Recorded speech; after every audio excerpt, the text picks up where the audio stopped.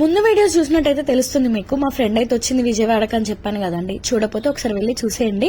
ఇంకా ఆ రోజు అయితే ఫుల్ గా ముచ్చట్లు పెట్టుకున్నాం కదా. ఇంకా నెక్స్ట్ డే వచ్చేసి మంగళగిరి నరసింహస్వామి టెంపుల్ కి అయితే వెళ్ళాము. ఫస్ట్ టైం నా బర్త్డే రోజు అయితే ఇంకా వెళ్ళాను. అసలు అప్పుడు చూసి షాక్ అయ్యాను. ఆ గుడి గోపురం మీద చాలా పెద్దదిగా ఉంటది కదా, ఎప్పుడో పురాతనమైన కట్టడం కదా, అంత అందంగా ఉంటది. గుడి అయితే చాలా బాగుంటది.